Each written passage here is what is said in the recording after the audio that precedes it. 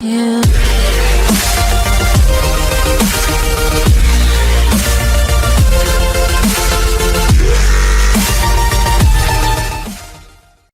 Text animators are designed to give you the utmost control over each and every letter in your type animations.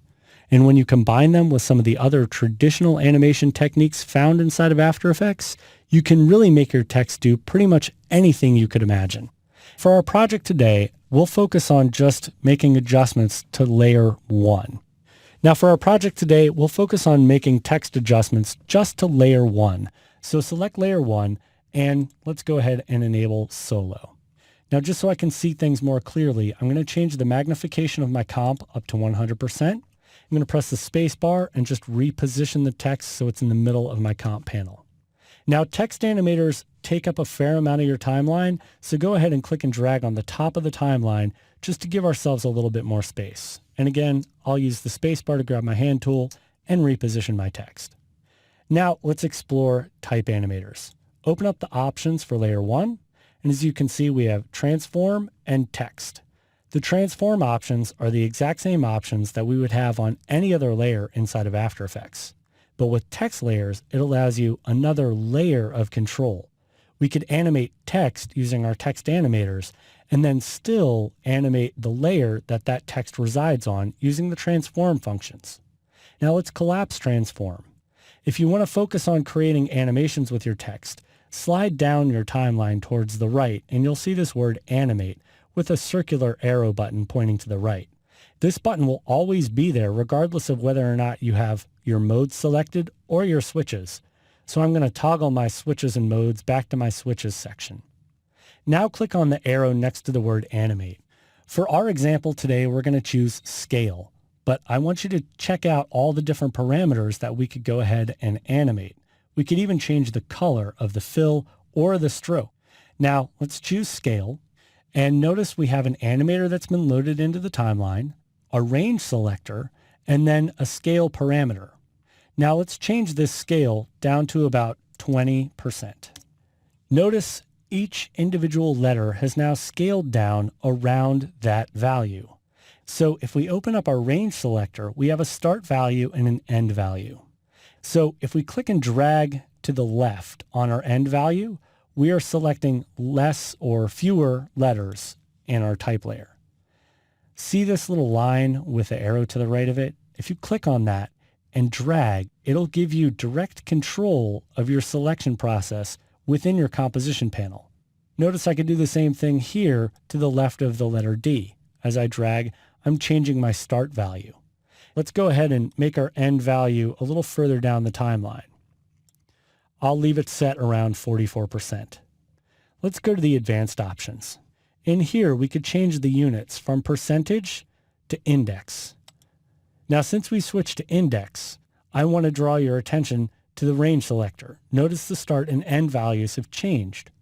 These values are in direct correlation with the number of characters required to create these two lines of type.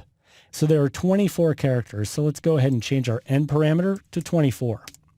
Now notice, starting at character 2, which is here, I've selected characters 3 through 24. That's all the range selector does. It allows you to specify a certain region of selection. Offset allows you to keep that region and then scrub the change all the way through the different characters. Let's change our units from index back to percentage just because I like to think of it that way.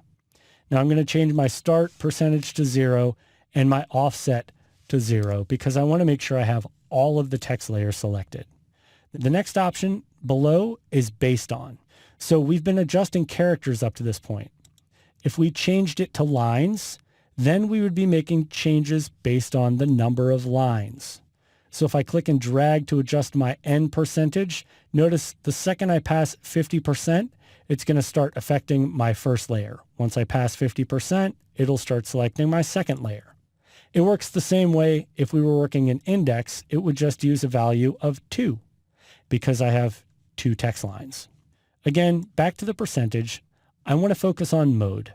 Mode allows you to add to your selection. So what I mean by that, if we scroll down in the timeline here, just so we can see our scale value, which is set at 20%, Notice we have line selected. The mode is add. We have 100% of the letters and text selected. Now it's adding that 100% to the selection. So anything that's in that selected area is going to be set at the current value for whatever the parameter was that you've animated, which for us is scale. We're adding to the selection. If I change the end parameter for the range selector to 50%, now I'm only selecting 50%. And since it's the first area that's been selected, those are the first lines that are only going to be affected by our scale parameter. If we change it to subtract, it'll subtract. It does the inverse. Anything that's not selected is automatically going to be changed to our scale parameter. I typically like to use the word add. Now, if we go down to shape here, we could change how the selection actually rolls through the different parts of our text animator. So if we close this, let's go ahead and change based on back to characters. And I want to change my shape from square to smooth. Now notice what's happening with my text. As I click and drag my end parameter, it's smoothly changing that selection. Now you could change the ease high and ease low functions to see how that change is happening in relation to the actual selection of our selector bars. In order to better understand shape, I would just encourage you to kind of click around and look at the different options and then make your changes accordingly to see if it's something that you like. With a selection like square, we have an option for smoothness. As I drag that option for smoothness, it'll allow me to make changes to the actual transition as the text is moving. Notice if we have smoothness set at 0, as I drag my end parameter, see how the letter's just snapping down in its scale? Well, look what happens to that change when I change the smoothness up to 100%. Now as I scrub through, you can see the letter actually scaling all the way through. So that's enough about range selectors. Let's go ahead and collapse the advanced option here. And I want to show you one more thing about text animators. You can have more than one animator applied, and you can have more than one parameter applied to each animator. So if you click on the word animator 1, let's go ahead and click on the flyout menu and add a property. Let's add a fill color. And if you click on RGB, it'll automatically choose red. Now notice anything that's been selected has now been changed to a scale of 20%, and it's adding in this red fill color. You could continue layering different changes just by clicking on this add button. Now, what if I wanted to just control different parts of the word separately from just this one animator? If I want to create one more animator, I could go back up to my text, making sure it's selected in the top of my layer, and then click on the animate flyout. This time, let's change the rotation.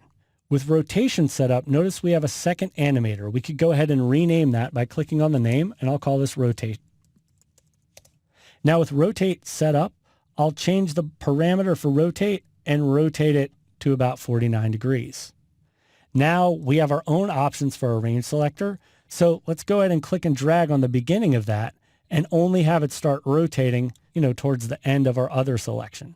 Now notice we still have keyframe options for our range selector start, end, and offset, just like with Animator 1.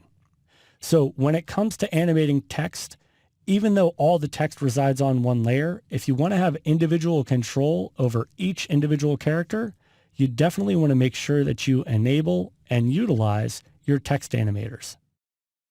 Yeah.